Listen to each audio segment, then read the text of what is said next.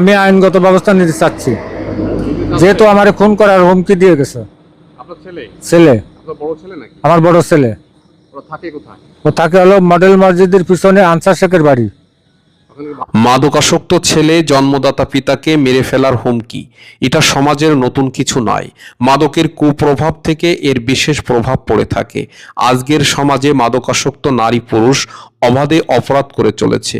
একজন মাদকাসক্ত যুবক অপরাধ করতে কোনোভাবেই দ্বিধাবোধ করে না। বিভিন্ন সময় দেখতে পাওয়া যায় মাদকাসক্ত কিশোর যুবক যুবতী সকলেই ভয়ানক অপরাধে লিপ্ত হচ্ছে।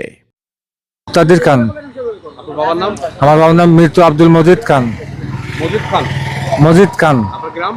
গ্রাম গিলেতলা দক্ষিণ পাড়া। কি হয়েছে আপনার সাথে? কি ঘটনা ঘটেছে? আমি আনসার কমান্ডার, ফুলতলা উপজেলা।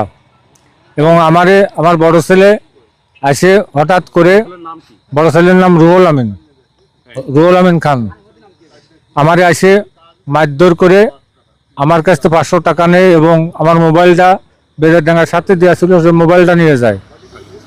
তারপরে আমার অকথ্য ভাষায় গালিগালাজ এবং আমার ওয়াইফরি পালি সে মারিয়ে ধরে তছনাছ করে তো আমার মাথায় বাঁশ দিয়ে বাড়ি দিতে গেল। তারপরে আমার পায়ে বাড়ি দিয়ে আমার এখন অত্যন্ত ব্যথা। এবং বর্তমান সমাজে 70% অপরাধ সংগঠিত হচ্ছে মাদক সংক্রান্ত কারণে। বর্তমান সরকার মাদকের বিরুদ্ধে সাঁড়াশি অভিযান পরিচালনা করলেও পদ্মার আড়ালে থেকে যাচ্ছে আসল রহস্য।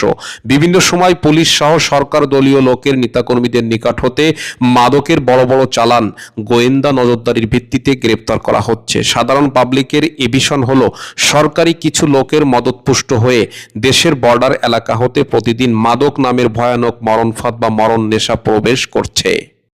নেশা করে ওই একেবারে হিরোইন থেকে শুরু করে গাঁজা থেকে শুরু করে সব কিছু আমি 3বার তারে জেলে দিই, আবার ছাড়াই নিয়ে আসি যদি ভালো হয়।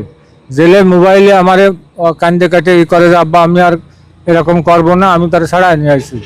আনার পরে আনসার শেখের বাড়ি মডেল মসজিদের পিছনে ওইখানে ভাড়া থাকে। হঠাৎ আসে আমার এরকম লোকজন ছিল না, আমার রুমের ভিতরে আটকায় থুয়ে আমার মারধর করে সে চলে যায়।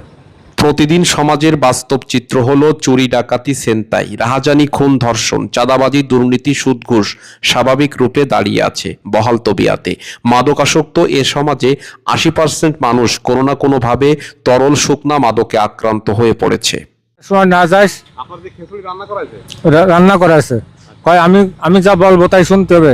আমার পায়ে ধরাইছে, পায়ে ধরায় আমার যে পায়ে ধরায় যে আমি যা বলবো তাই শুনতে হবে, এখন থেকে আমি তোর বাপ তোর আব্বা।